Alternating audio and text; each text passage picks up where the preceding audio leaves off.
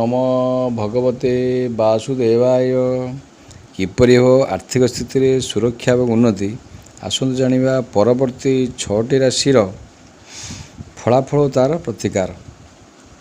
प्रथम जानिया तुला राशि बाबद आपणकर आर्थिक उन्नति रे मध्य मध्य विघ्न घटिव। उपार्जन पाई अपरर साहाय्य लोड़िबे। ये सब मध्य आर्थिक अवस्था निजर आयत्तक आसिब। निजको सुप्रतिष्ठित करिपारिबे। उत्तराधिकारी सूत्रे प्राप्य जहाँ पाइबे ताहा रखिबा कठिन हब। वाद विवाद माली मकदमा व्यय और मिथ्या अपवादर आशंका मध्य गति करिवे। जदि आपणकर जातक चक्रे धनदायक ग्रह बलवान थांती तेबे आर्थिक स्थिति रे आपणकर विशेष उन्नति घटिव। आसतु तार प्रतिकार जानिबा। आपणक इष्टदेवी बा लक्ष्मी स्तोत्र पाठ करंतु। गृहर बाईकोणे अँला वृक्ष लगे पूजा करूँ। गाई को दुब अरुआ चाउल प्रति शुक्रवार खाया दिंतु। गृहपालित पशु घरे पालतु। एसबू कले आर्थिक स्थिति रे बहुत उन्नति घटिव। आसतु जानिया बिछा राशि बाबद आपणकर कठिनता मध्य अर्थागम प्रथम जीवन में घटिव। आत्मीय स्वजन ठारू आर्थिक सम्बन्धे विशेष उपकृत होगा कठिन हेब। व्यय बाहुल्य घटिव।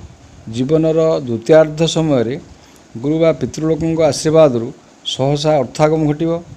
भाग्यर परिवर्तन हेब और बहु धनर मालिक हेबे। अर्थ संचय अपेक्षा पुनि विनियोग करी उपार्जन करने पसंद करेंगे। कर्मक्षेत्र में सुप्रतिष्ठा लाभ करेंगे। जातक चक्र धनाधिपति बलवान थिले प्रचुर अर्थर मालिक हो पारे। प्रतिविधान आपणकर इष्टदेवी माँ बगलामुखी देवींकर नाम वर्षकु थरे चंडीपाठ करंतु। गृहर बाईकोण में अँला वृक्ष लगाई प्रति शुक्रवार फूल पानी दिंतु। सुजोग पाइले अनाथ पिलांकु साहाय्य करंतु। आसतु जानिया धनुराशि बाबद आपण भाग्यशाली हेबे। निज सद्गुण द्वारा उपार्जन करें। हठात संपद आदि प्राप्त जोग घटिपारे। बौद्धिक अवस्था एकाधिक उपाय अर्थागम हेब। अर्थ संचय बेखियाली मनोभाव हेतु कौन अहेतुक असुविधार अर्थागम बाधा सृष्टि हेब। उत्थान पतन मध्य गति करा पड़ो। जदि जन्मजातक आपणकर धनकार ग्रह बलवान थे आर्थिक अभिवृद्धि घटिव। प्रतिविधान करंतु। आपणकर इष्टदेवी माँ तारादेवी निकट में पूजा अर्चना करंतु। गृहर ईशान्य कोण में ब्रह्मषष्ठी वृक्ष लगाई पूजा करंतु। अन्यर मंगल कामना करंतु। जोगी बा भिकारी को वर्षकु थरे कौन शनिवार दिन भोजन दान करंतु। एसब कले आर्थिक स्थिति में विशेष परिवर्तन घटिव। आसन जानिया मकर राशि बाबद आप निजर व्यक्तित्व द्वारा उपार्जनक्षम हेबे। आर्थिक अवस्था स्वच्छल करी गढ़िबे।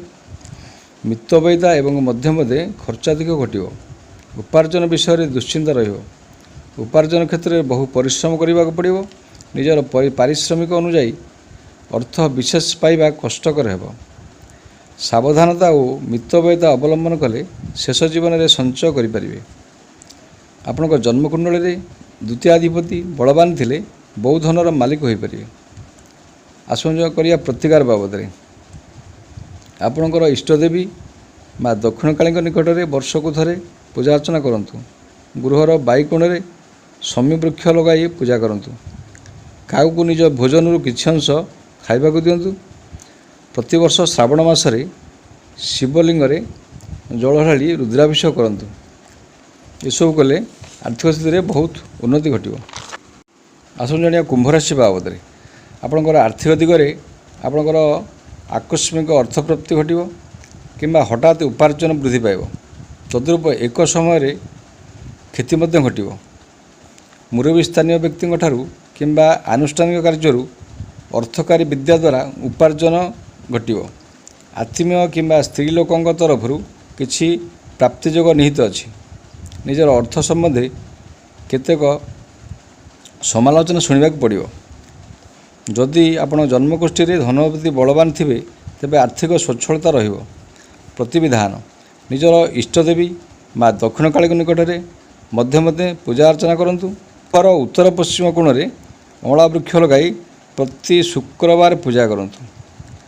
कदली गछ मूले क्षीर ढाली क्षीर भिजा माटी को तिलक कर मस्तक लगातु।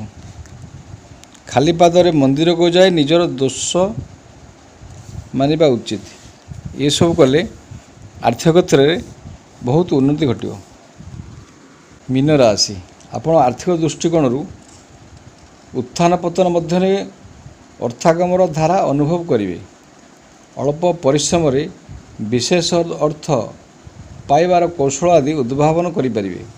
निजर गुण द्वारा बेस किसी उपाय रे धन अर्जन करें। व्ययर साम्यता रखा कठिन हम। बंधुबांधव सम्बन्धी आमद प्रमोद में खर्चादेय घटव। आपणकर जन्मकुंडली रे अर्थकार ग्रह माने यदि बलवान थे आप अनायास अर्थ संपद और ऐश्वर्य भोग करें। प्रतिविधान आपणकर इष्टदेवी माँ तारादेवी को प्रतिवर्ष जा पूजा अर्चना करूँ। गृहर ईशान्य कोण में ब्रह्मजष्टि वृक्ष लगाई प्रति गुरुवार पूजा अर्चना करूँ। अस्वस्थ वृक्ष मूले पानी दिंतु। अन्यर मंगल कामना कले निजर उन्नति हो। ये सब प्रतिकार श्रद्धा विश्वास सहित कले निश्चित भाव में आपणकर आर्थिक क्षेत्र में अभिवृद्धि घटिव। रोजी जय जगन्नाथ।